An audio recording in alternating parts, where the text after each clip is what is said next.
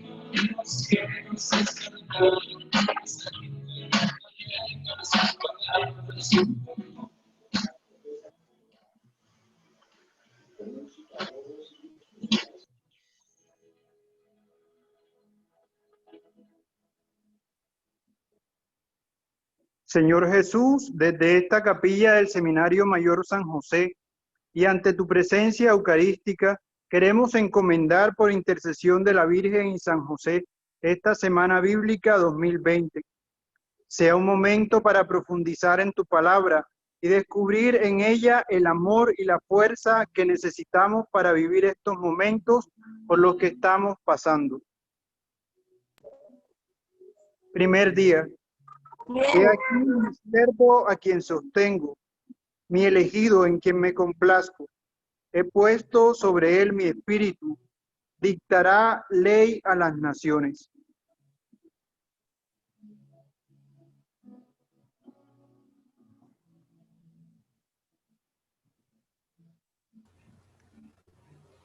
Jesús, hoy nos postramos ante tu cruz porque queremos contemplar el gran misterio de amor que realizaste en la historia. Viniste a nuestra tierra a implantar la justicia, a hacer luz de las gentes, a abrir los ojos a los ciegos, a sacar de la cárcel a los que viven en tinieblas. Tu palabra fue y sigue siendo para nosotros una espada afilada que penetra nuestros corazones y hace posible la apertura a lo divino.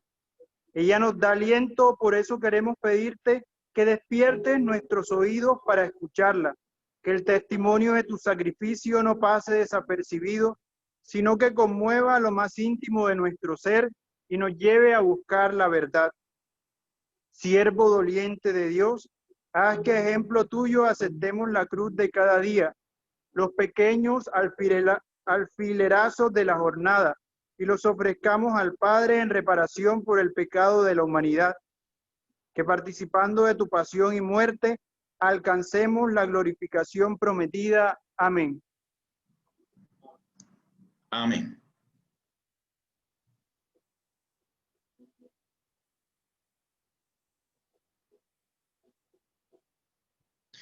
Entonces, bueno, ahí se acaba de entronizar la palabra de Dios en nuestra capillita del seminario, que es de donde se hacen también las misas todos los días a las 7 de la mañana y otras misas especiales. Entonces, a continuación, vamos a recibir al padre Pablo. Ya les había dicho a ustedes, hay muchos que lógicamente que no se acaban de conectar. El padre Pablo ya le vemos ahí el rostro. Y es formador del Seminario Conciliar de Medellín, igual que yo soy también formador y rector del Seminario Mayor San José de Santa Marta. Entonces, el tema que ya les había dicho, el siervo sufriente o doliente en Isaías, que es un tema fundamental. Eh, el lema de nuestra semana bíblica es: Dios acompaña y consuela a su pueblo. Entonces hablé con los padres, padre Fray William, que va a ser el conferencista de mañana, y con el padre Pablo, para tocar unos temas que tuvieran un poco que ver con la situación que estamos viviendo, ¿no? Una situación pues difícil, en donde necesitamos el del Señor para poder seguir caminando con esperanza. Sin más, sean bienvenidos todos ustedes, mis queridos amigos y hermanos en la fe, a esta Semana Bíblica 2020 de nuestra diócesis de Santa Marta. Bienvenido, Padre Pablo Palacio. Adelante. Padre Juan José, muy buenas noches. A los queridos seminaristas también que están presentes, a los queridos padres formadores del Seminario de Santa Marta y a todos los fieles y de las comunidades parroquiales que están también hoy acompañándonos. Muy contento pues de estar con ustedes. Le agradezco mucho al Padre Juan José esta invitación que me hizo desde el año pasado. El Padre estuvo en noviembre, estuvo en el seminario y desde noviembre me invitó para que estuviéramos compartiendo unos encuentros de formación bíblica. De verdad que muy contento, pues el padre bien lo decía ahorita, hace 6 años yo estuve allá en el seminario, también era semana bíblica, padre, ¿cierto? Estábamos en el contexto de una semana bíblica.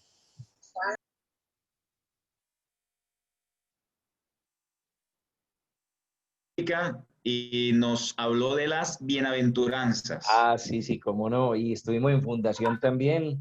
Allá un día estuvimos en fundación, muy especial. Una comunidad y unas comunidades parroquiales pues muy bellas. También el clero de Santa Marta, sumamente amable. Tuve la oportunidad de compartir también con ellos el año pasado y un clero y un obispo geniales. Entonces, de verdad que quedo uno muy contento pues de estos espacios que tenemos. Y bueno, vamos a, a dejar que el Señor nos hable por medio de esta escritura que Él nos regala. Yo quisiera hoy compartir 3 textos bíblicos con ustedes el día de hoy. Todos están tomados del profeta Isaías. Y Dios mediante, pasado mañana miércoles, vamos a tomar un texto de Isaías y vamos a decir unas palabritas sobre el libro de Job para que tengamos una aproximación general a este problema del sufrimiento, máxime porque el Padre decía en el contexto en que estamos viviendo, la Escritura también nos debe hablar. Yo voy a compartir por acá. ¿Usted me permite, Padre, para compartir la pantalla, por favor?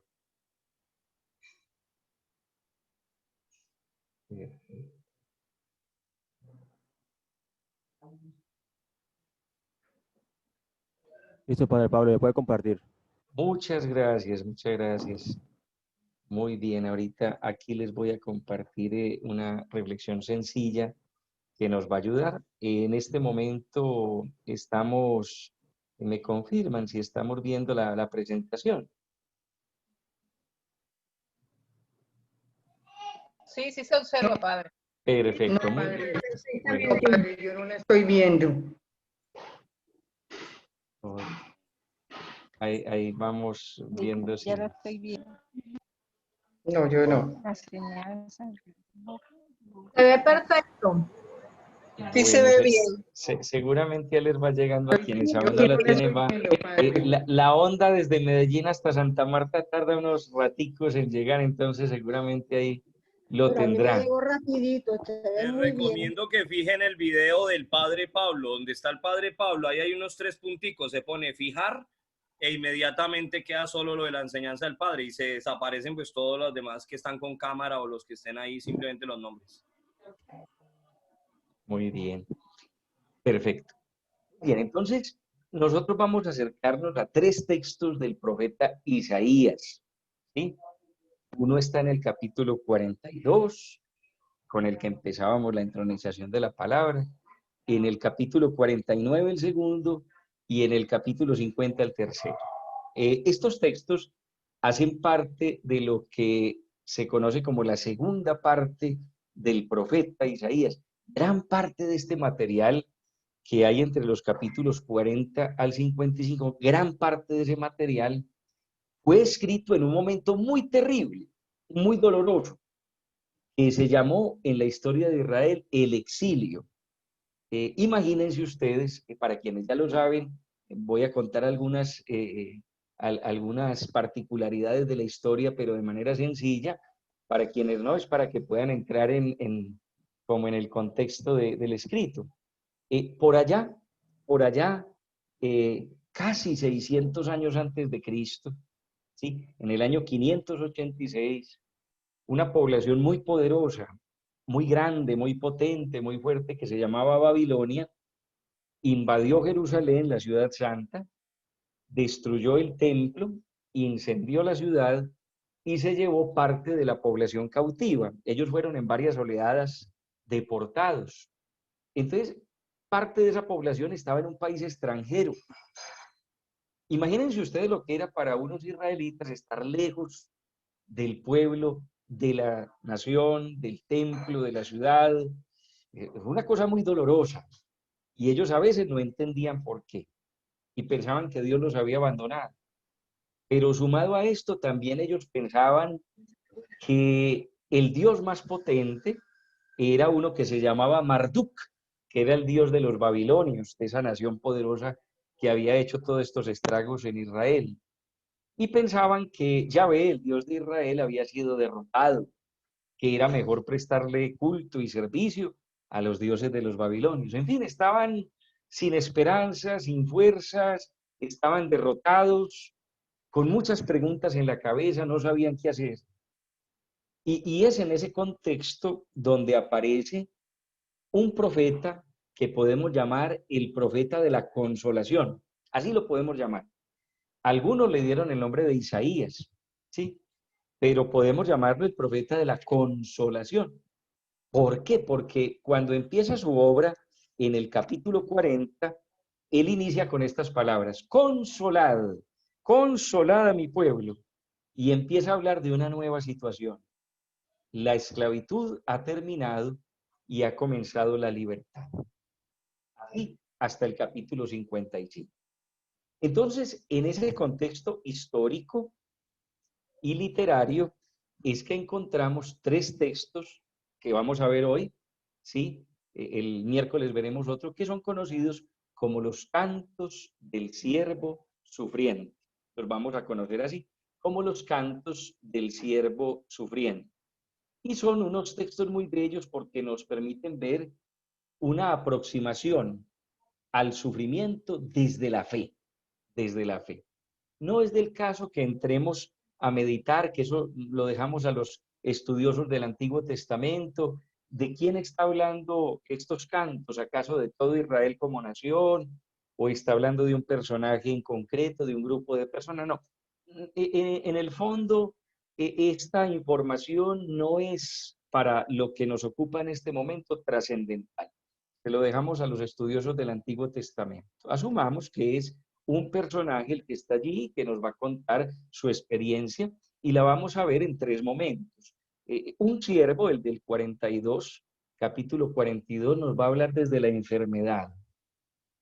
Un siervo, el del capítulo 49, nos va a hablar desde la experiencia de conversión. Y un siervo en el capítulo 50 nos va a hablar desde su experiencia de fidelidad a Dios, aún en medio del sufrimiento.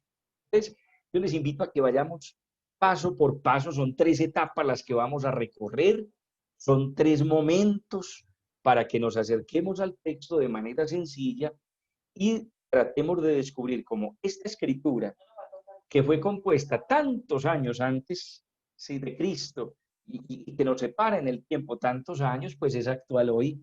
La palabra es viva y es eficaz. Yo le pido el favor al padre Juan José si él me puede ayudar con el primer texto, Isaías 42. Isaías 42, del 1 al 7. Con mucho gusto, estimado padre Pablo. Muchas gracias, padre. Lectura del profeta Isaías. Capítulo 42, versículo 1 en adelante. Aquí está mi siervo, a quien sostengo, mi elegido, en quien me deleito.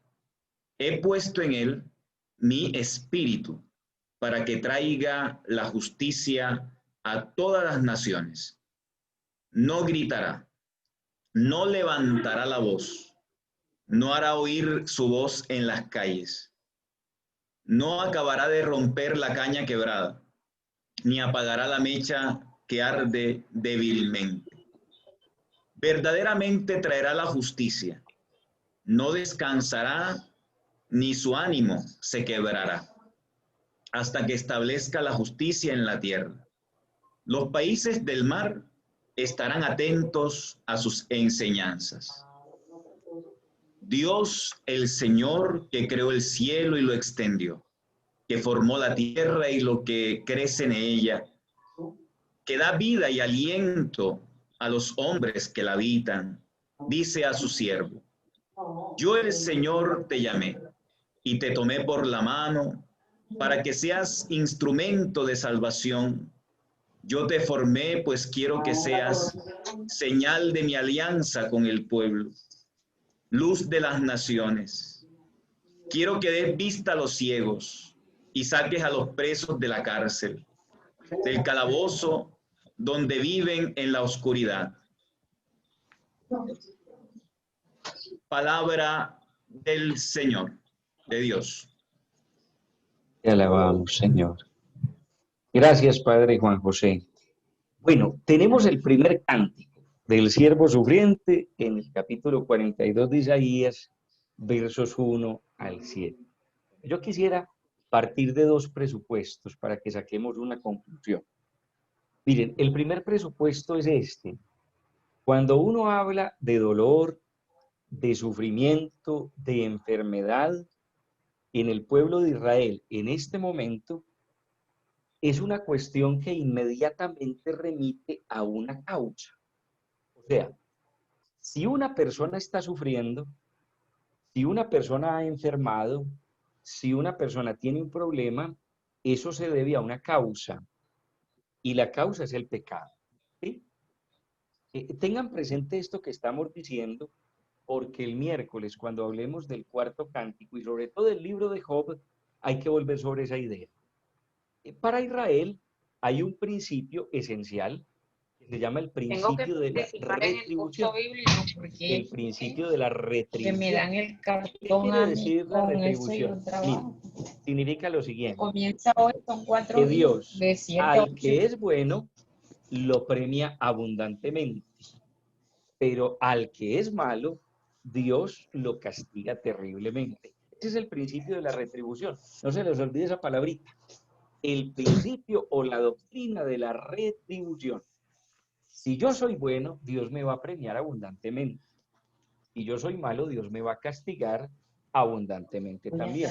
Eso se llama doctrina o principio de la retribución. Yo te pago conforme a lo que tú hagas.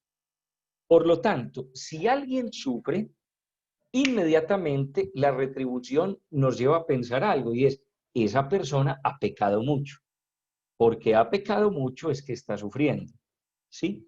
esta persona es bendecida. Ah, seguramente es que ha sido muy bueno. Insisto, lo vamos a descubrir con el libro de Job, especialmente el miércoles. Pero no se les olvide esa palabrita, el principio o la doctrina de la retribución. Luego, si se presenta una persona sufriente, es porque tiene sus pecados, ¿no? Es lo primero. Y el segundo presupuesto en este cántico tiene que ver con lo siguiente. Nos encontramos ante una persona profundamente débil y enferma. No es del caso en este momento comenzar a detallar una serie de palabras que en el texto indican que esta persona es muy débil, pero ustedes pueden empezar a encontrar ciertos elementos. El Señor en 2 veces le dice, yo te estoy sosteniendo, yo te tengo de la mano. Eso de alguna manera da a entender que este personaje está pasando por una situación de terrible debilidad física, y de terrible debilidad física, tanto así que no puede alzar la voz, ¿sí? Tanto así que está incapacitado para hablar. Y algunos incluso se atreven a decir que el mismo siervo es la caña quebrada y la mecha que está humeando. Esas palabras se pueden aplicar tranquilamente al siervo. El hecho es que el personaje que aquí tenemos es un personaje en debilidad física, a quien Dios le dice, te voy a sostener, te voy a tener asido de la mano, te voy a acompañar. No importa que no puedas alzar la voz, que no puedas gritar, que no puedas expresarte, que estés para partirte o que estés para apagarte. No, no, no. No importa, yo estoy aquí. Pero miren qué es lo interesante. Lo interesante es que el Señor le dice, yo he puesto mi espíritu en él, ¿sí? Primero habla en tercera persona, yo he puesto mi espíritu sobre él. O sea, aquellos que recibían de manera particular el Espíritu de Dios eran elegidos, ¿no? Y más adelante, estamos hablando del versículo, ¿sí? 1, y luego más adelante, el Señor a partir del versículo 6 y 7 le va a decir, yo te he llamado para que seas alianza de un pueblo, luz de las naciones, para abrir los ojos de los ciegos y sacar del calabozo a los presos. Esta persona ha sido elegida por Dios para una misión de liberación, para hacer luz, para hacer esperanza, incluso a las naciones, a los pueblos extranjeros. ¿Qué encontramos aquí, mis queridos amigos y amigas? Que aquel a quien según la doctrina de la retribución se le podía tranquilamente tildar de pecador y por lo tanto indigno de Dios, a esa persona Dios la elige en medio de su debilidad física y no obstante su inmensa debilidad corporal para ser instrumento de liberación. Es decir, ahí, en esa persona débil, demacrada, tal vez en los huesitos, muy mal, en esa persona las naciones pueden encontrar luz y el pueblo de Israel encontrar un signo de la alianza de Dios con ellos. Miren, esto es un misterio muy grande, es una lectura nueva del sufrimiento que, como bien decía el padre Juan José al inicio, va a tener su plenitud en Jesús. Yo quisiera que pensáramos un momento en lo siguiente. Miren, durante estos días, desde marzo para acá, nosotros venimos enfrentando la enfermedad. Seguramente entre algunas de sus familias ha habido personas afectadas, tal vez por otras enfermedades ajenas a esta o distintas. Nos hemos encontrado con algún enfermo, lo hemos visitado. Yo no sé, aquí seguramente hay ministros de la Eucaristía o miembros de la Pastoral de la Salud, etcétera. Yo quisiera que este cántico nos permita descubrir algo, que en los enfermos y en los débiles Dios nos está hablando. Es decir, el Evangelio de Dios se hace vivo en las personas débiles, en las personas que están necesitadas y en las personas que han perdido toda esperanza, pero que aún leyendo con fe la enfermedad nos permiten encontrar allí la luz. Miren, te he elegido para que seas luz y para que sean instrumento de liberación. Pensemos, yo no sé si ustedes han tenido la oportunidad de encontrar durante estos días algún enfermo. No sé, puede que sí, puede que no. Pero piensen, si durante algún momento de su vida ustedes han podido encontrar a Jesús en una persona débil, enferma, necesitada. Ellos son evangelio de Cristo para nosotros. Los enfermos nos evangelizan tantas veces. Yo lo experimento con los muchachos del seminario, los que están en su segundo añito empezando la etapa discipular. Si bien pues yo no los acompaño directamente, pero cuando hablo con ellos, van a los hospitales todos los fines de semana y llegan con unas historias asombrosas, con unas historias que los llenan de alegría y les dan todavía un ánimo vocacional más profundo. ¿Por qué? Porque detrás de una persona enferma que va asumiendo poco a poco ese momento de dolor, Jesús nos está enseñando, Jesús nos está dando luz, Jesús nos está dando un signo de su alianza. Este es el primer cántico del cielo. ¿Qué encontramos? Una persona sumamente débil, que tranquilamente, insisto, según la doctrina de la retribución, puede ser señalada, acusada, puede ser despreciada, ¿sí? La doctrina de la retribución lo exige, ¿sí? Si estás enfermo es porque tú has hecho algo malo y Dios te lo está cobrando. Esa persona que podría ser tranquilamente juzgada, excluida, señalada, es elegida por Dios. Miren cómo Dios empieza a mostrar una nueva manera de ver las cosas. No es porque sea pecado, no dice nada del pecado. Simplemente Dios se ha valido de la debilidad de esa persona para traer luz a las naciones y un signo de la alianza de Israel. Como San Pablo dice bien en la primera carta a los Corintios, lo débil del mundo lo ha escogido Dios para confundir a los fuertes. Partamos de aquí. Vamos a dar un paso adelante en nuestra reflexión, ¿sí? Y pensemos nosotros esto, pensemos esta realidad. Ya se lo he insinuado, pero traigamos a nuestra mente por un instante.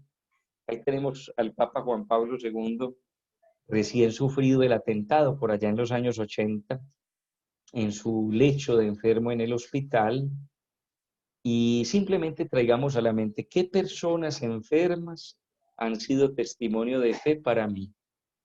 ¿Qué personas enfermas me han evangelizado y me han mostrado el rostro de Jesús? A veces hay personas en estado de debilidad o en estado de dificultad de salud que a veces uno incluso podría dejarlas de lado. A veces uno diría, no, ¿para qué ir? ¿Para qué visitarla? O no, es que da pesar verla. No, no. A ver, detrás de una visita a un enfermo, convenzámonos de eso, detrás de una visita a un enfermo siempre hay una página del Evangelio para mí de parte de Jesús. Vamos a saltar unos capítulos en el libro de Isaías y yo quisiera que vayamos al capítulo 49. Vamos a ir al capítulo 49, versos 1 al 6. Y vamos a escuchar el segundo cántico. Van a ver ustedes la particularidad que tiene este cántico del cielo.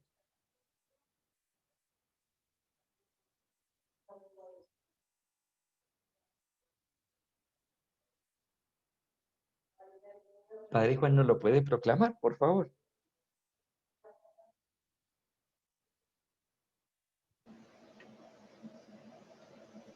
Óigame, países del mar. Atención, naciones lejanas.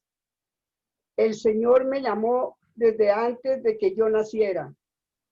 Pronunció mi nombre cuando aún estaba yo en el seno de mi madre.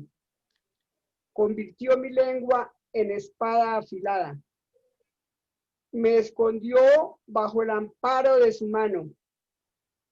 me convirtió en una flecha aguda y me guardó en su aljaba. Me dijo: Israel, tú eres mi siervo, en ti mostraré glorioso. Y yo, que había pensado, he pasado trabajos en vano, he gastado mis fuerzas sin objeto para nada. En realidad mi causa está en manos del Señor. Mi recompensa está en poder de mi Dios. He recibido honor delante del Señor mi Dios, pues Él ha sido mi fuerza. El Señor que me formó desde el seno de mi madre para que fuera su siervo, para hacer que Israel, el pueblo de Jacob, se vuelva y se una a Él. Dice así: no basta que seas mi siervo, solo para restablecer las tribus de Jacob y hacer volver a los sobrevivientes de Israel. Yo haré que seas luz de las naciones, para que lleves mi salvación hasta las partes más lejanas de la tierra. El Señor, el libertador, el Dios santo de Israel, dice al pueblo que ha sido totalmente despreciado, al que los otros pueblos aborrecen, al que ha sido esclavo de los tiranos. Cuando los reyes y los príncipes te vean, se levantarán y se inclinarán delante de ti, porque yo, el Señor, el Dios santo de Israel, te elegí y cumplo mis promesas.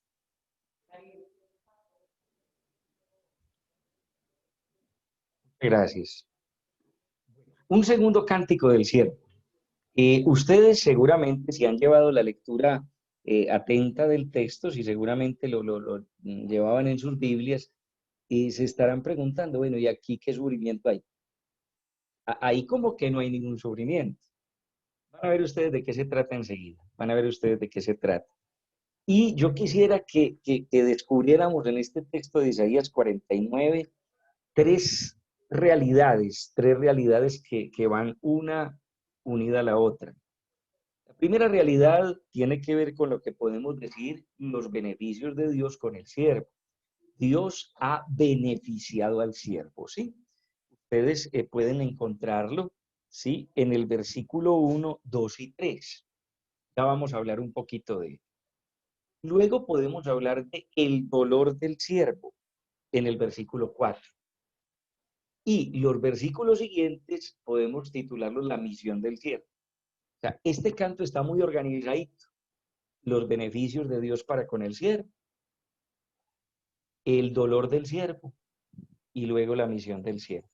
Entonces vamos a ir descubriendo de qué se trata, porque hay un mensaje muy bello. Miren, este canto es lo que nosotros podemos llamar un itinerario de reconciliación, ¿sí? Este canto es un itinerario de reconciliación, lo vamos a ver por qué. Porque es que aparentemente no hay sufrimiento, aparentemente. Miren, en el primer canto nos encontramos una persona enferma, débil. En el tercero nos vamos a encontrar un hombre golpeado, humillado, física y psicológicamente, y en el cuarto, pobrecito, está llevado. Aquí este canto como que se sale del molde. Y uno dice, hombre, aquí como que no hay dolor, ¿esto por qué dicen que es el siervo sufriente? Esperen que vamos para allá y vamos a encontrar algo muy especial. Miren, lo primero son los beneficios de Dios para con el siervo. O sea, miren cómo el siervo reconoce que el Señor se ha manejado muy bien con él, que ha sido para con él un papá que cuida de su hijo. Me llamó desde el seno materno. Desde el vientre recordó mi nombre. El nombre es lo que garantizaba el futuro de una persona. O sea, desde el vientre materno ya tenía el futuro asegurado. Hizo de su boca una espada afilada para hablar. Y miren los signos de protección. Lo escondió a la sombra de su mano para que el sol no lo fuera a insolar. hizo de él una flecha aguda y lo guardó en esa bolsita donde se guardan las flechas. No contento con esto, Dios le dice, tú eres mi siervo, en ti se manifestará mi gloria. Uy, miren ustedes qué cantidad de elementos para descubrir lo que Dios ha hecho con su siervo. Qué cantidad de elementos. Todos hablan de asegurarle un futuro, de protegerlo, de cuidarlo, de decirle, tienes una misión. Tú eres mi siervo y en ti se manifestará mi gloria. El siervo comienza recordando eso. Vamos pues para la parte del dolor, para que ustedes se den cuenta por qué. Porque es que aquí podemos hablar de los pecados del siervo. Miren lo que dice, por nada me he fatigado, en vano, por viento he gastado mi vigor. Ustedes dirán, ¿y eso qué significa? Lo que pasa es que en el profeta Isaías, la palabra cansarse, fatigarse, lo que es vano, lo que es viento, todo ese vocabulario que hay ahí en un versículo, fatigarse, cansarse, vano, viento, en el profeta Isaías todo eso hace referencia a los ídolos. Todo está orientado a los ídolos. Sí, los que se van tras los ídolos se cansan. En cambio, los que confían en el Señor caminarán y no se cansarán, correrán, no se fatigarán, ¿cierto? Cantamos. Miren, cansarse, fatigarse, vano, viento, vacío, todo eso es en el profeta Isaías unos sinónimos de la idolatría. O sea, ¿quién es este hombre, un idólatra? Que se dejó maravillar por el panteón de los dioses babilonios, pensó que Marduk le había ganado la batalla a Yahvé, lo había derrotado y por eso había que rendirle culto a Marduk y a los otros dioses babilonios. Este es un idólatra y él lo reconoce. Abandoné al Señor, no lo quise escuchar, me fui tras otros dioses y me cansé, me fatigué por lo que es nada. ¿Qué hace Dios con este hombre? Lo señala, le dice, tú eres un traidor, hijo rebelde, aléjate de mí. ¿Qué hace Dios con él? Lo excluye, le promete un castigo severo, doctrina de la retribución. Si tú me pagas mal, yo te pago más mal todavía. No, no, no, no, no. Dios lo envía una misión. Esto dice Yahvé que me hizo siervo suyo desde el seno materno para hacer que Jacob vuelva a él y que se le une a Israel. Yo era valioso a los ojos de Yahvé. Mi Dios era mi fuerza. Miren lo que le dice Yahvé, poco es que seas mi siervo, poco. Pues nada. Yo te hago luz de las naciones para que mi salvación alcance al confín de la tierra. ¿Se dan cuenta, mis hermanos y hermanas, qué es lo que pasa acá? ¿Se dan cuenta? ¿Acaso Dios a este pecador, es un pecador declarado, un pecador confeso? ¿Y acaso Dios a este hombre le dice, según la retribución, tendría que decirle, has pecado, pues mira mi retribución y te castigo, y te excluyo y te rechazo? No, nada de eso. Dios le dice, estás muy contento por ser mi siervo, eso no es nada. Eso no es nada. Yo te he elegido no solo para que Israel vuelva a mí, sino para que seas luz de las naciones y mi salvación llegue al confín de la tierra. Mis hermanos y hermanas, les decía ahorita que es que uno se pone a revisar este cántico y uno dice, nos tumbaron, es que ahí no hay dolor. No, dolor sí hay. Y hay dolor por el pecado. A este siervo le duele pecar, haber pecado. Este siervo sufre porque se ha alejado de Dios. Y es algo que habría que recuperar en la vida, que a uno le duela pecar.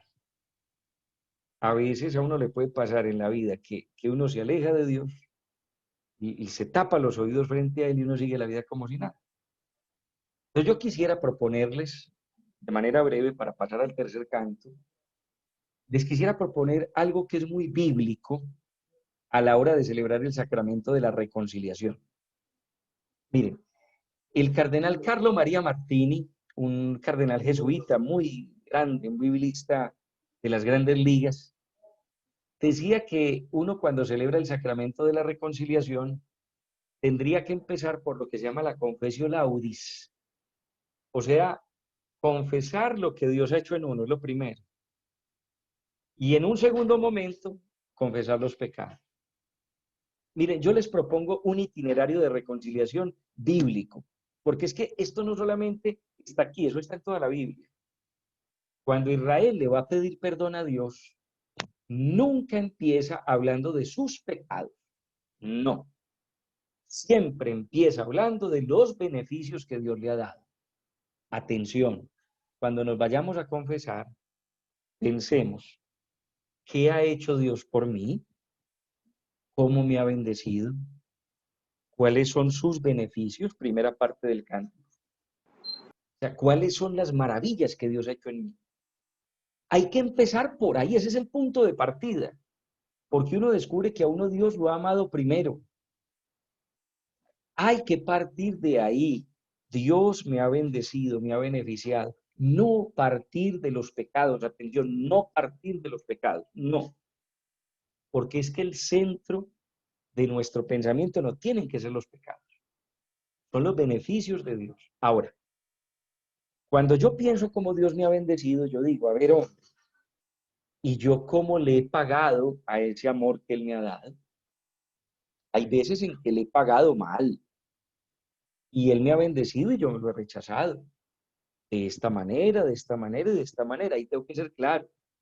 No justificarme, no decir como Adán, es que la mujer que me diste de compañera me indujo a pecar y la mujer le echa la culpa a la culebra. No, no, no, no.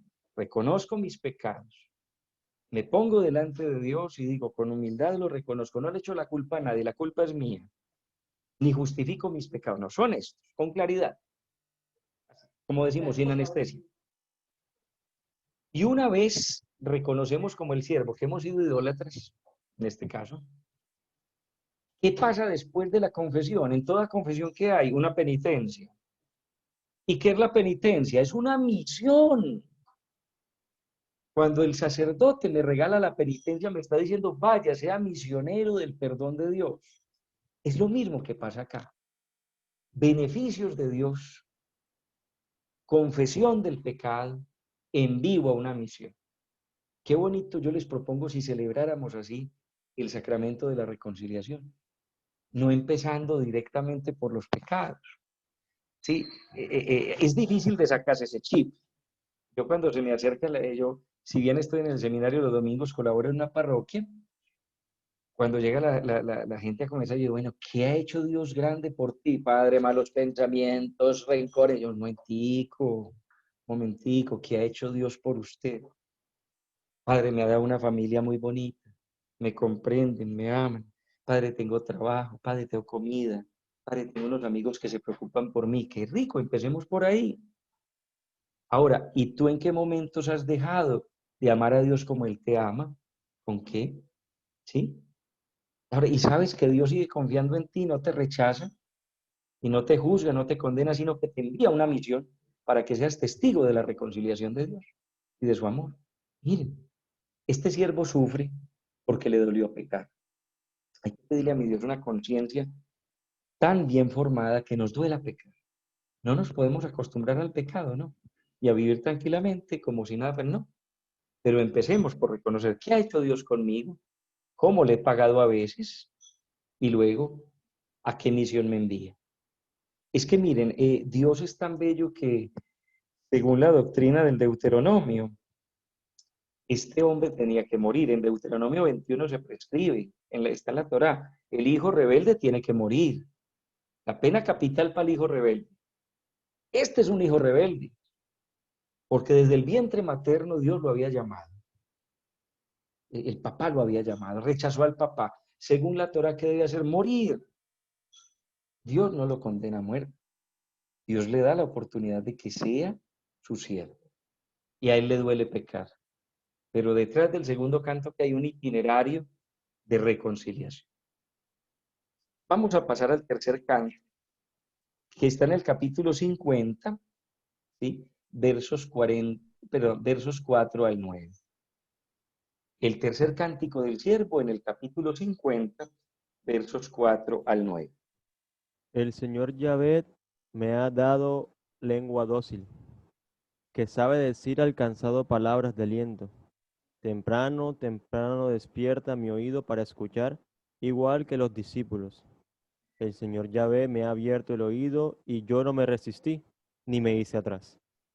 Ofrecí mis espaldas a los que me golpeaban, mis mejillas a los que mesaban mi barba.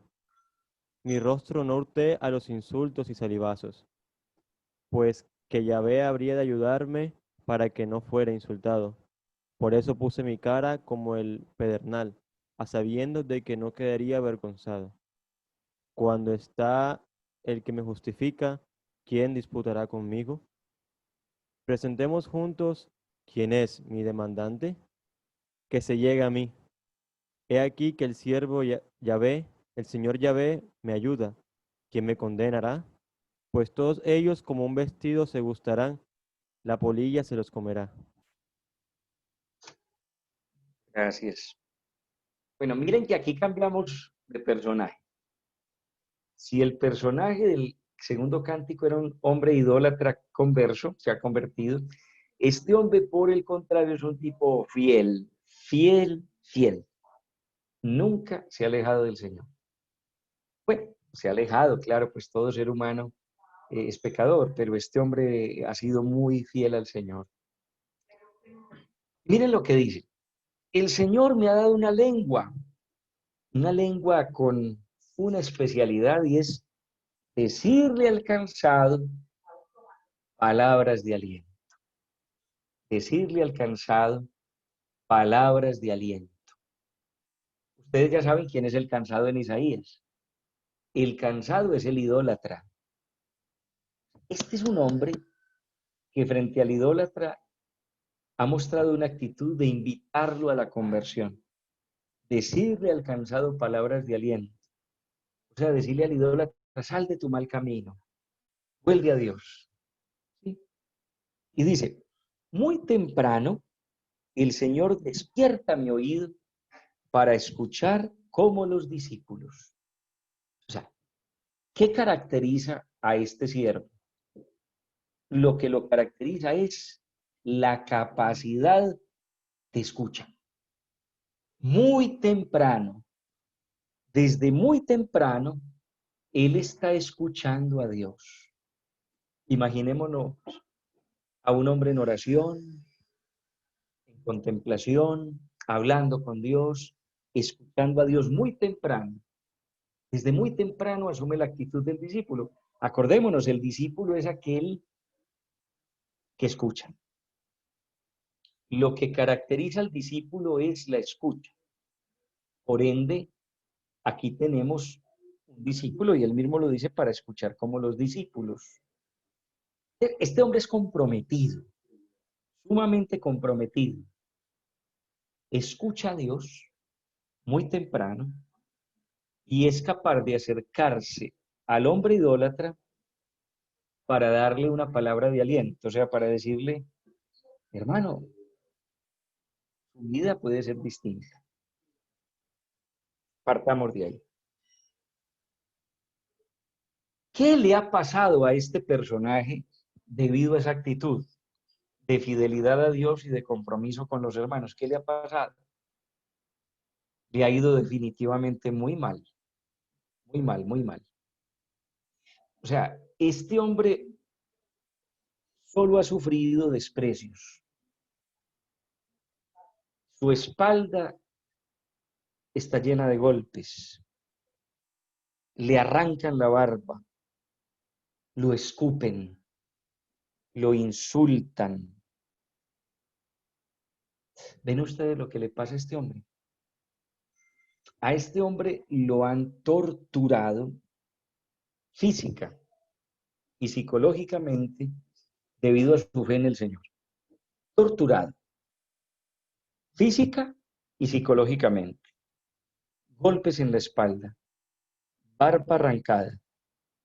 el rostro lleno de escupas, insultado, la cara golpeada. Sí, sufre, este hombre sufre. Se lo decía, comparado con el segundo sufre en la conciencia y el tercero sufre terriblemente en el cuerpo. O sea, está vuelto nada. Moretones, sangre, todo lo que ustedes quieran. Pero miren lo que dice él. Cerca está el que me justifica. ¿Quién disputará conmigo? Presentémonos juntos. ¿Quién es mi demandante? Si el Señor me ayuda, ¿quién podrá condenarme?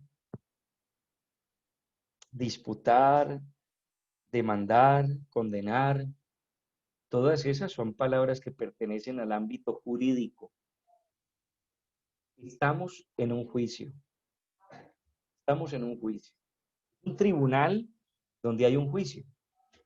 ¿Sí? Y este hombre seguramente es llevado a un juicio en el que le pueden aplicar una pena capital o algo, no sé, o dejarlo en la cárcel, pena perpetua, no sé. Y él dice, no, aquí estoy. Yo tengo a mi lado al que me justifica, Dios. Vengan los que quieran disputar conmigo, los que me quieran demandar, los que me quieran condenar. El Señor me ayuda. ¿Quién hay detrás de este canto? Miren, probablemente hay un israelita fiel a Dios, muy fiel, que se ha mantenido firme y no ha caído en la idolatría, que debido a su fidelidad ha sido llevado a la cárcel. Muy seguramente está en la cárcel, en medio de esa estrechez de la celda. Él se despierta todos los días muy temprano a hacer oración. Y orando, dice, el Señor me ha abierto el oído para que yo aprenda, para que yo escuche como los discípulos. Y llegan esos verdugos y esos hombres de la cárcel, y él a los cansados les da una palabra de aliento. Lo intimidan y le dicen, aléjate de Yahvé, que ya había sido derrotado por Marduk, déjalo ya, no tiene caso seguir luchando.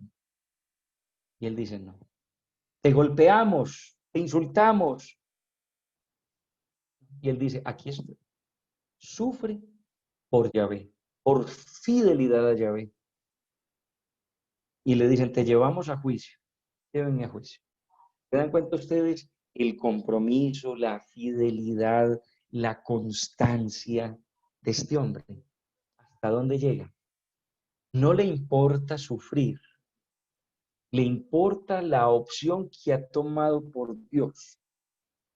Por encima de su propia vida está la fe en Dios. Y esto nos lleva a pensar en tantos mártires que han entregado su vida por la fe en Jesús. Monseñor Jesús Emilio Jaramillo, aquí en el Arauca. Monseñor Óscar Arnulfo Romero en El Salvador. Y tantos mártires de los primeros siglos que derramaron su sangre por fidelidad a Cristo. Preguntémonos, amigos y amigas, yo no sé si a ustedes les pase o les ocurra una persecución así como esta. Yo creo que no nos toca, ¿no? Sí. Al menos en nuestro tiempo no es normal que nos persigan de esa manera. Pero puede ser que a usted, por su fe en el Señor, lo critican, lo juzgan, le dicen mojigato, lambeladrillo, sí, un montón de cosas. Y lo juzgan y lo critican, falsos testimonios tal vez. Cuando usted dice, yo no quiero ser corrupto, yo quiero ser honesto en el manejo del dinero, ¿sí? Cuando usted dice, no, es que yo no voy a traicionar a mi esposa, yo voy a ser fiel a mi esposa, yo voy a ser fiel a mi esposo. Cuando usted es capaz de decir eso con radicalidad y firmeza, ¿no le ha pasado que en algún momento lo han criticado, lo han juzgado, lo han excluido, hasta lo sacaron del grupo de WhatsApp? ¿Ah? Puede que le haya pasado.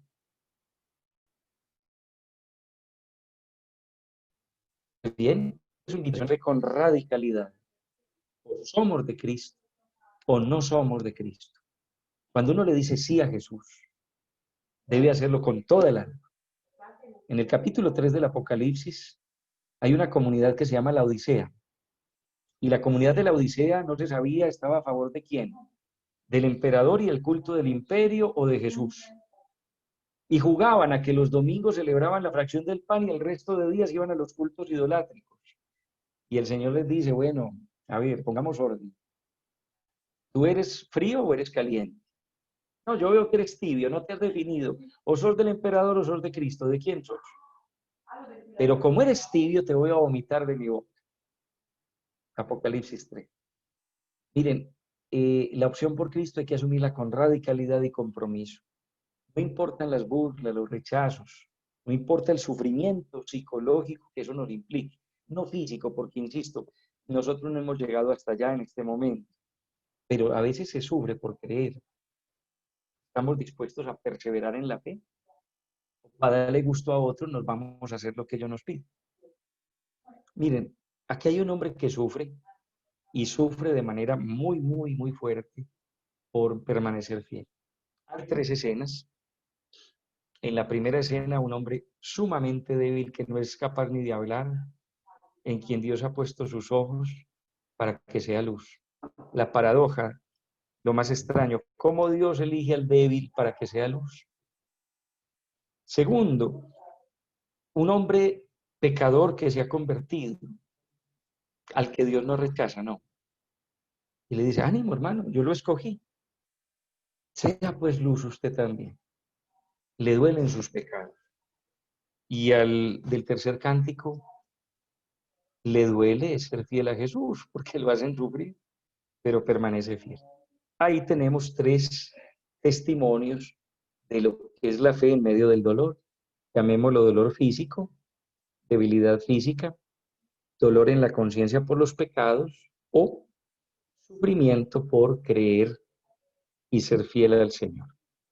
Dios mediante el miércoles nos vamos a detener en una descripción muy, muy amplia, pero yo voy a tratar de ser sintético en ella porque hay que saltar al libro de Job, pero Isaías lo presenta amplia, del 4º cántico donde aparece el siervo sufriente a más no poder, y todo eso nos va a llevar al libro de Job, porque Job se le enfrenta a Dios, se le enfrenta, y le dice, hermano, yo no entiendo por qué yo soy bueno y sufro.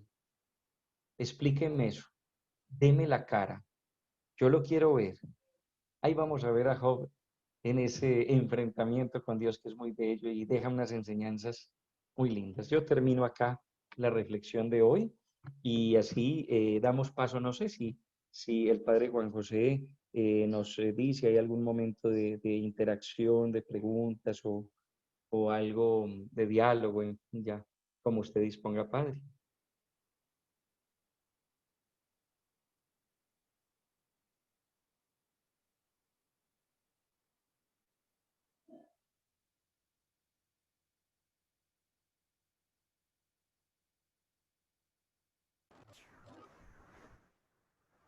Padre, una pregunta. Sí, cómo no. Padre, ¿cómo nosotros podemos vencer ese principio de la retribución que a veces parece que convivimos con él? Porque creemos que muchas veces que las cosas... Yo quise que hablaras con él para que por tu tranquilidad, que con todo lo que está bien dicho. O sea, ¿cómo podemos vencer ese principio de la retribución? Porque muchas veces nosotros pensamos que nos suceden cosas porque hemos actuado mal en alguna situación.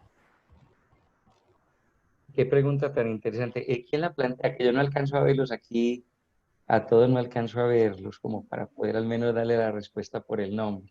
Sabat Arevalo. Sabat Arevalo. Sabat, muy interesante su pregunta. Yo creo que hay que aprender en la vida, siento yo, a asumir las consecuencias de nuestras propias acciones. Y no solo eso, sino asumir las circunstancias que se nos salen de las manos. porque a veces mucho de lo que ocurre o es consecuencia de una mala decisión que tomamos o de las circunstancias a veces que no podemos manejar, ni podemos nosotros, digámoslo así, aprisionar en nuestras manos. Entonces sería muy interesante como uno ser consciente de eso, pero ante todo descubrir que Dios está pasando por ahí. Es decir, en medio de una desilusión, de una dificultad, Dios me está visitando. ¿Qué es lo interesante de los 3 cantos que hemos visto? Que Dios no se ha ido. En el primer canto eligió a un siervo para que sea luz. En el segundo canto lo eligió para que sea luz. Y en el tercero el siervo dice, yo tengo a mi abogado aquí. Y es muy especial ese abogado. Venga, demándenme, en fin, yo lo tengo. Confía en Dios. Entonces, yo siento que es interesante también pensar en la posibilidad de descubrir en la oración el paso de Dios por nuestra vida. Esas 2 realidades, asumo las responsabilidades de mis acciones, primero. Segundo, descubro que hay circunstancias que yo no puedo manejar. Y tercero, tengo que aprender a descubrir que a pesar de todo, Dios me está visitando y no me está dejando solo. Entonces, de alguna manera también nos va a ayudar en ese proceso una buena dirección espiritual, tener un director espiritual que nos oriente, que nos ayude, porque tampoco es justo, les digo pues aquí, que uno cargue culpas del pasado. Es que eso no es lo que Jesús quiere. Paréntesis, cuando en Lucas 4:18 y siguientes Jesús dice en la sinagoga de Nazaret, el Señor me ungió con su espíritu para llevar una palabra de esperanza, dice, a los quebrantados, a la gente que tenía la vida partida en pedacitos, y Él llegó a restaurarla. Entonces, no es justo que nosotros carguemos culpas del pasado, faltas del pasado, que nos torturemos, que nos hagamos daño, no. Con Dios no es tanto mirar al pasado para esculcar pecados, es mirar al pasado para ver los beneficios que Él ha tenido con nosotros y mirar al futuro con una esperanza inmensa. Y ahí de pronto podemos ir sacando algunas luces que nos ayuden.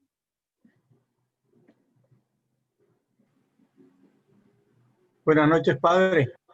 Buenas noches, ¿con quién hablo? Habla con Mario Durán. Don Mario. Mario Durán. Don Mario Durán, muy bien. Doctor, padre, realmente ese de la ley de la retribución, pues generalmente, bueno, yo lo he superado un poco porque yo sé que Dios no nos manda las cosas, sencillamente las permite. Cuando tenemos una enfermedad o nos pasó cualquier cosa, no fue Él que nos las mandó, ¿cierto? Pero todavía hay mucha gente que sí, que de pronto les hacen algún daño y dicen, tú tienes que pagar eso porque Dios te lo cobra, Dios te lo Claro. cobra, Dios te lo cobra, sí. Padre, quiero que me haga una aclaración con respecto a, bueno, yo tenía entendido de que esos cánticos que usted leyó hoy pertenecían al tercer Isaías. No sé, quiero si usted me aclara si existió un tercer Isaías o no. Don Mario, muy bien. Un aporte y una pregunta que hace muy interesante. Y yo también siento, y lo veremos el miércoles, que la doctrina de la retribución sí está muy afianzada.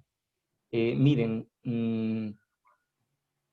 esa doctrina de la retribución empezó a desmoronarse por allá en el año 550 con Ezequiel. Ya lo había hecho con Jeremías, pero Ezequiel por allá en el capítulo 18 contradice un principio que dice, los papás se comieron las uvas agrias y a los hijos se les inflamaron las encías. Entonces Ezequiel dice, no, cada uno es responsable de su salvación, cada uno. No es que yo pague por el pecado de mis papás, dice Ezequiel. Y hay una teoría por ahí hoy en día que es que uno tiene que pagar pecados intergeneracionales. ¿Cómo le parece? O sea, que yo tengo que pagar las faltas que hizo mi bisabuelo, mi tatarabuelo, mi papá. No. Eso no es de Dios. O sea, es que miren la imagen de Dios que hay detrás de un principio de esos. Es que Dios tiene una libretica en la mano anotando cualquier falta que cometemos y que nos la cobra. Y si no alcanzó con nosotros, se la cobra a los hijos, a los nietos, a los bisnietos. Uy. No, yo en un Dios así no creo. Porque es que no es el Dios que nos enseñó Jesús. O O sea, es totalmente contrario. Entonces hoy tratar de justificar lo que a mí me pasa con unos pecados intergeneracionales, doctrina que fue tumbada por Ezequiel en el año 550. Acuérdense cuando el ciego de nacimiento, Juan 9, los discípulos dicen, Señor, ¿quién pecó, él o sus papás? No, ni él ni sus papás. Para que se vea la gloria de Dios. Aprovecho el aporte que usted ha hecho para esa anotación. Y con respecto al tercer Isaías, sí, desde por allá 1892, un estudioso alemán que fue el que propuso la teoría de los tres Isaías, un primero del capítulo 1 al 39, segundo del 40 al 55 y un tercero del 56 al 66. Los escritores o los estudiosos pues hoy en día tienen claro que la primera parte, 1 al 39, es, digámoslo así, muy distinta de las siguientes. Lo que no se ponen de acuerdo es si lo que sigue está unido completamente o separado. Pero sí es verdad que del capítulo 56 en adelante hay una situación diversa a la que hay del capítulo 40 al 55. Del 40 al 55 hay una situación de regreso de la esclavitud, de liberación, de esperanza. Y en el capítulo 56 al 66 se resaltan los pecados del pueblo, ¿sí? Sobre todo el capítulo 56 al 59 y del capítulo 63 al 66. Los capítulos 60, 61 y 62 se parecen más al segundo Isaías. Son un poco más de ese tono, digámoslo, de alegría y de gozo. Entonces, en eso los estudiosos no se ponen muy de acuerdo si los capítulos 40 al 66 son una unidad, pero lo que sí es cierto es que tratan temáticas distintas. Eso sí es verdad, son temáticas distintas y de hecho ellos quisieron hacer una continuación de la obra del segundo Isaías, ya no hablando del siervo, sino de los siervos. En el tercer Isaías, llamado así, aparecen los siervos de Yahvé, como quien dice, esto es una continuación de... En realidad, el llamado tercero sí quiso continuar al segundo, pero uno ve que las circunstancias son distintas, la situación es muy diversa a la otra. Podría pensarse en obras separadas, pero a las que quiso dárseles cierta unidad. Gracias, padre. Padre, ahora bien, Muchas una gracias, pregunta. Su Mi reverencia. nombre es Amílcar Jiménez. A ver, Amílcar, y después la señora que iba a hablar. Amílcar, adelante.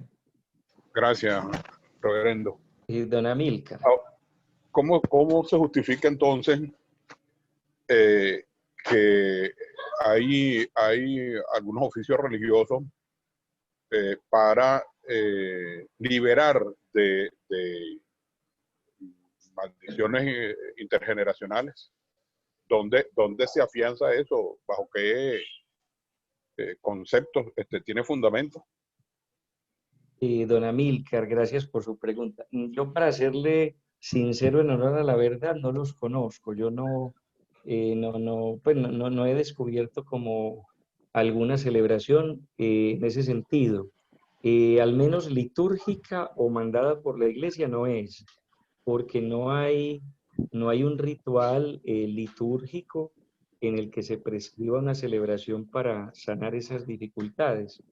Puede ser que haya algunos sacerdotes, puede ser que promuevan esas prácticas, pero en el fondo, como le digo, no conozco como algo litúrgico, o sea, aprobado por la iglesia para esa finalidad. Lo que puede haber es ciertas celebraciones promovidas por algunos sacerdotes, pero la verdad es que no tengo conocimiento pues como de una celebración en sí, de las que usted me dice, es decir, que sea aprobada por la iglesia, es decir, que tenga un ritual, un libro litúrgico, etcétera. No las conozco, pienso que no las hay, y siento que más bien pueden ser promovidas por algunos sacerdotes como que tratan de encontrar allí una respuesta, pero sin conocer lo que usted me está diciendo a fondo, interpreto que sea un poco peligroso para la fe eso. La señora que iba a hablar ahorita, no sé si es Yolanda o es... Buenas noches. Ok, Glenis. Buenas noches. Buenas noches. Sí. Una pregunta. Es debido a la que hizo el señor anterior al que hablaba ahorita, quiero que me explique que hablan de unas herencias generacionales que dicen o se dice de que esas herencias generacionales hay que desatar, desbaratar, que es una cadena de la cual tienen a las familias y que por la que debemos orar.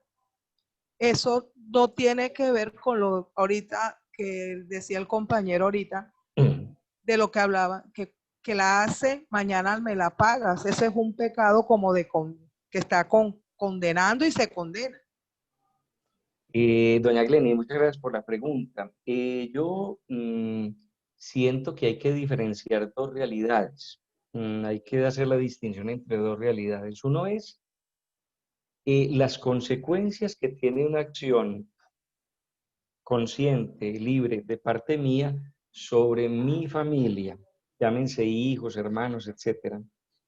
Es decir, eso es una realidad. Cuando yo le doy un mal ejemplo en este caso mío, a un sobrino, ustedes llaman a la casa, diga que no estoy.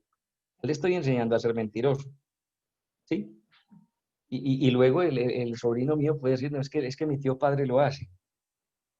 Cualquier cosa. Entonces, hay que distinguir eso, el mal ejemplo que yo doy a otro o las consecuencias de mis acciones con otro. Hombre, yo hice un mal negocio, me morí, le quedó, como decimos acá, el chicharrón a mi familia. Entonces, eso hay que distinguirlo de qué?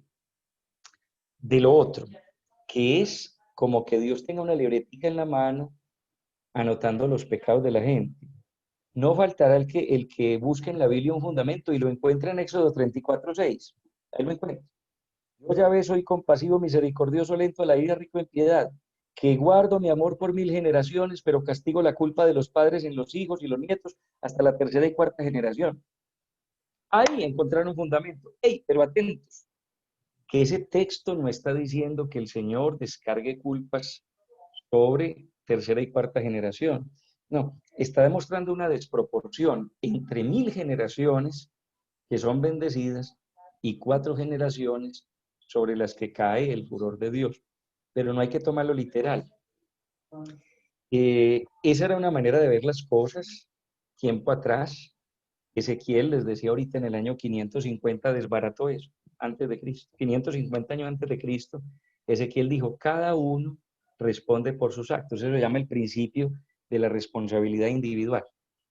Yo no tengo que pensar que lo que me pasa es por la culpa de mis antepasados, dice Ezequiel, sino cada uno responda por sus propias acciones. El emblema de esa doctrina de la responsabilidad individual es el profeta Ezequiel.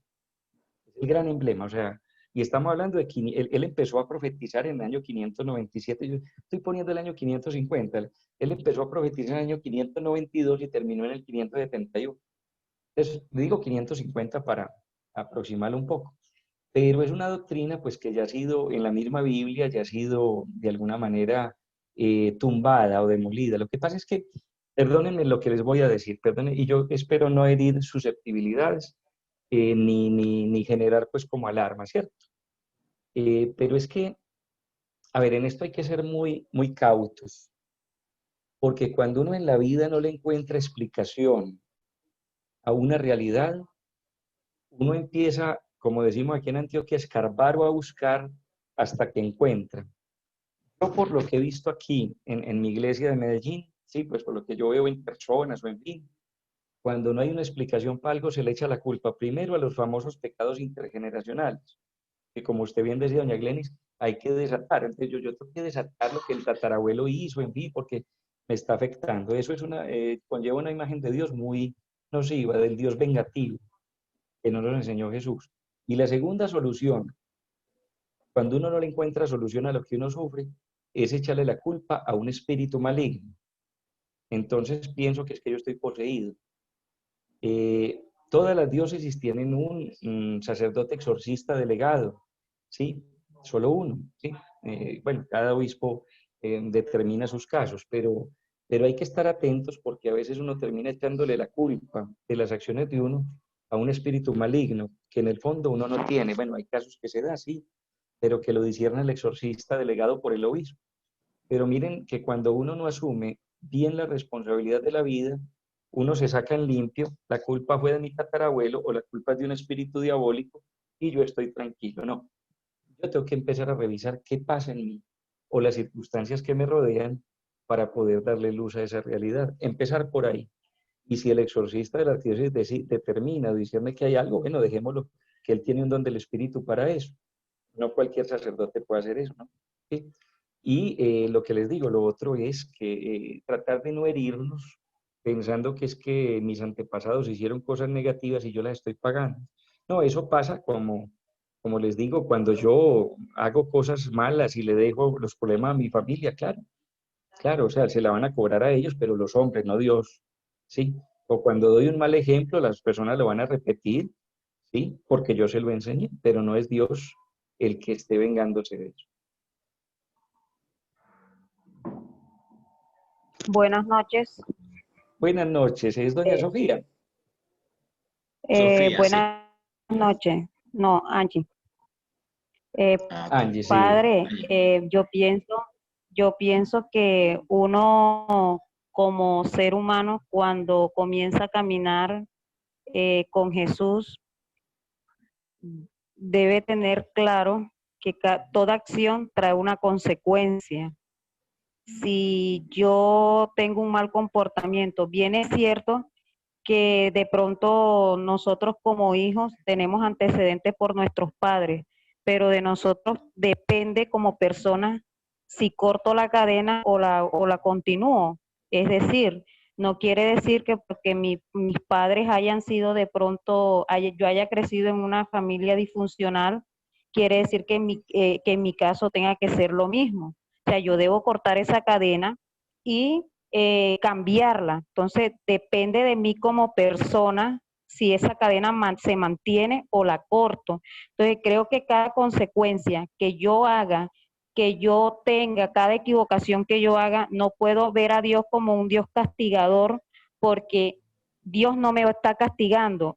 Toda consecuencia, todo acto que yo haga me conlleva a una consecuencia. Entonces, cuando yo estoy recibiendo castigo por esa consecuencia, no es Dios quien me está castigando, son mis propias acciones las que me están llevando a lo que estoy viviendo en ese momento. Entonces, cada persona como conocedora y de pronto como en medio de formación y crecimiento que uno día a día, los sacerdotes dentro de nuestra diócesis nos están formando, nos enseñan de alguna manera a que Dios no lo podemos ver ni debemos verlo como castigador, debemos verlo como un ser misericordioso y generoso. Él siempre, aun cuando nosotros nos podemos equivocar 70 veces 7, Él multiplica esos 70 veces 7, 10 veces y hasta 100 veces y Él siempre nos va a ver con amor.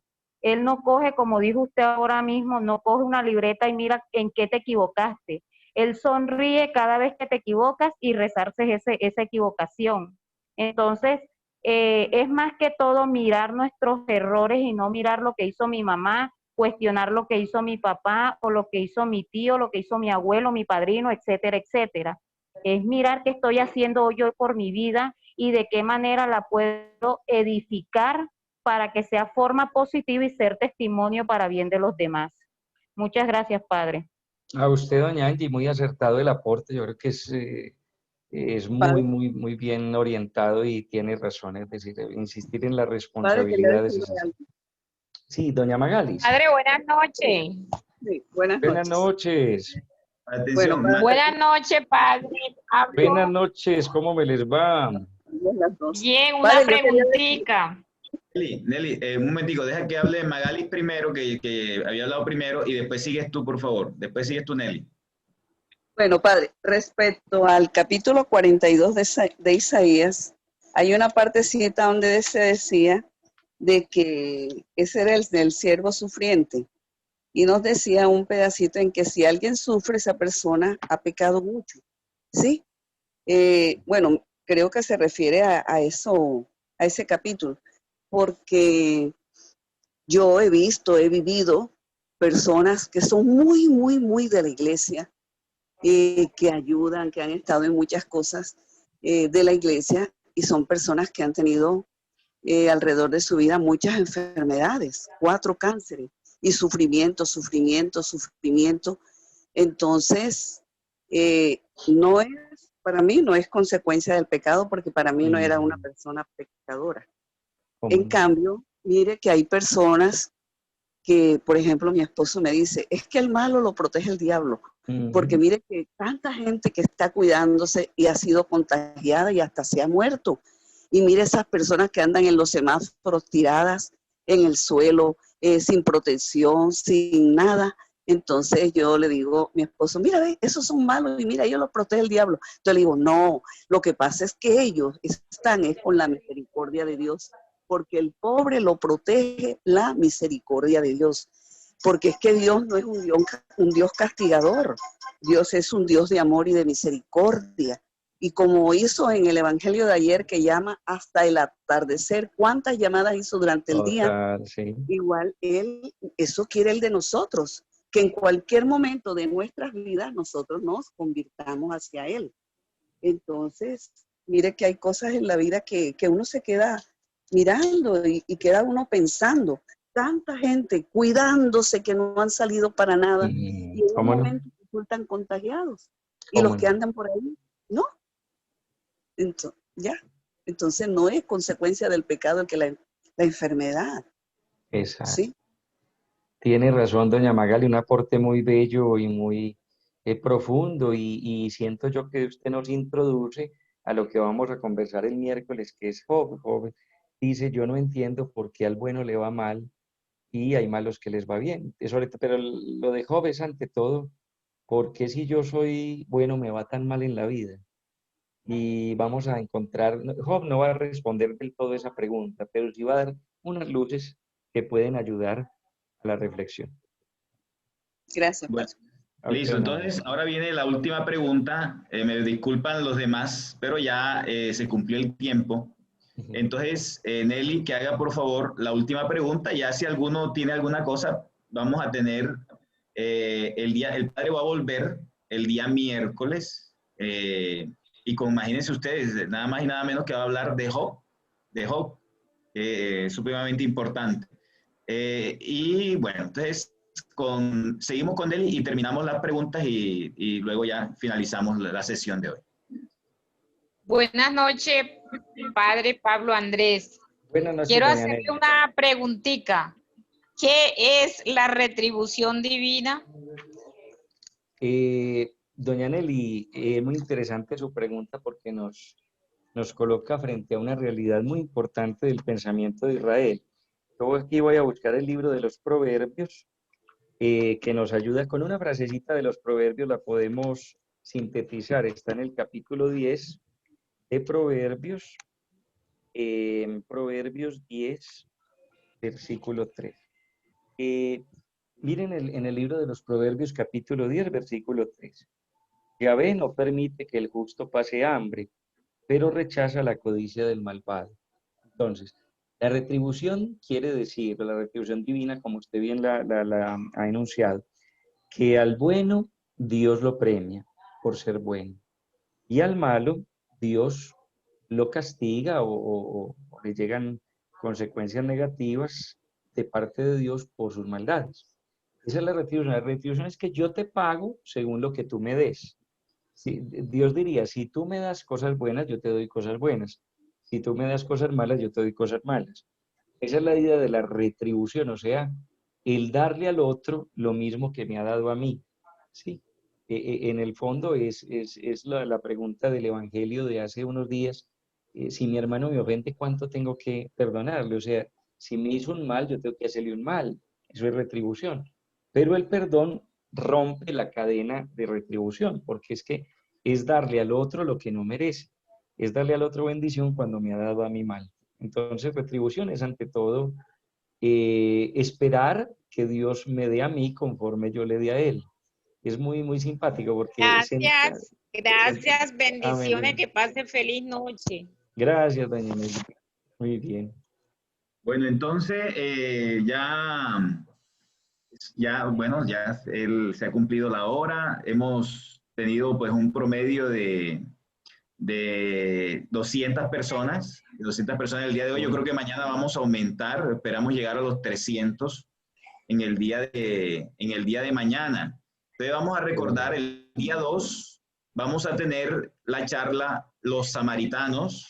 Recuerden la famosa mujer samaritana, recordemos el buen samaritano de la parábola.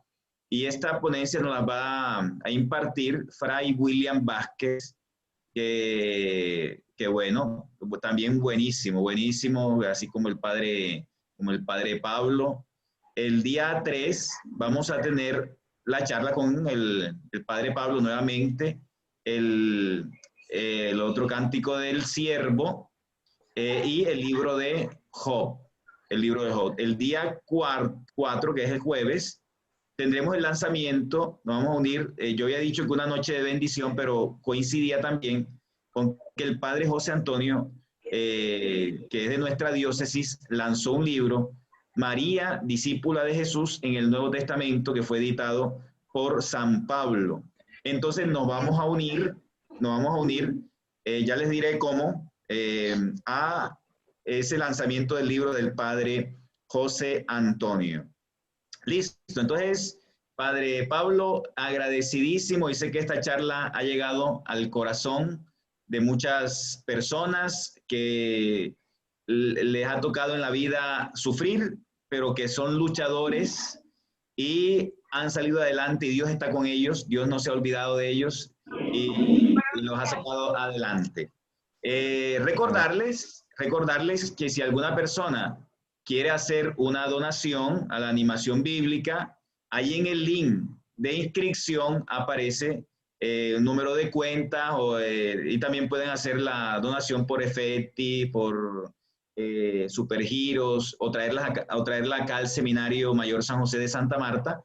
Ahí está la manera de ayudarnos, de ayudar a la animación bíblica y para poder seguir haciendo este trabajo que hacemos. Dios bendiga la generosidad de todos aquellos que han donado y de aquellos que van a donar. Y bueno, gracias por esa... Padre, antes de terminar, una preguntita, padre, antes de que termine, antes que se vaya.